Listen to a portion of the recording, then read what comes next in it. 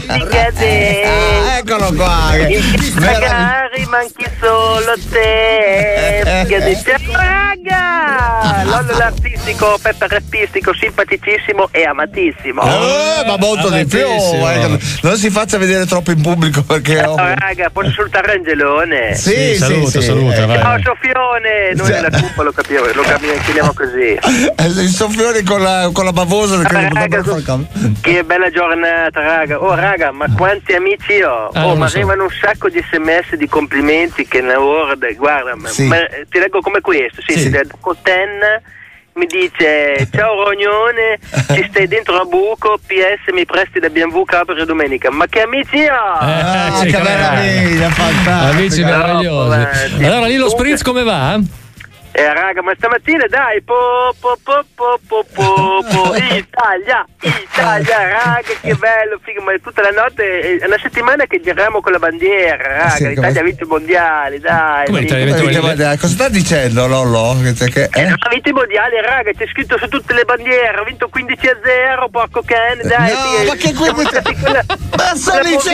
con la bandiera, Italia, Lollo, sono i 150 anni dell'unità d'Italia, non c'entra con il calcio, c'entra ma non come no, figa, ma non avevo visto neanche un gol infatti in televisione.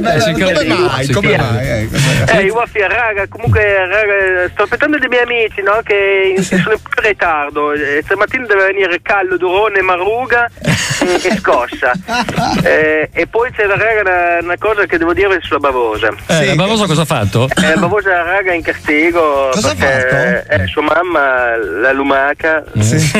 La Bavosa, la lumaca. Ha piccato il libretto delle assenze, figa, dai raga, ha fatto un sacco di fogoni, figa, adesso è in castigo. C'ha ragione. Giusto. Raga, stasera io vado al Dada, siete voi? No, non ci siamo stasera, siamo a casa con le famiglie, non siamo come te. Figa, dai, dovete venire al Dada, voi ci state troppo dentro, raga, dai, figa. Comunque stasera vado al Dada, ma prima un mio amico mi ha consigliato di fare lo scrub. Lo scrub, sì, la pulizia della pelle, lo scrub. Sì, lo scrub. Però c'è un dubbio, dove vado a fare lo scrub? Dove mi mandereste a fare lo scrub voi? Allora attenzione, chiediamo caro Lollo ai nostri ascoltatori che sono amici anche tuoi, comunque ti vogliono bene, allora dove mandereste il Lollo a fare lo scrub, la pulizia della pelle?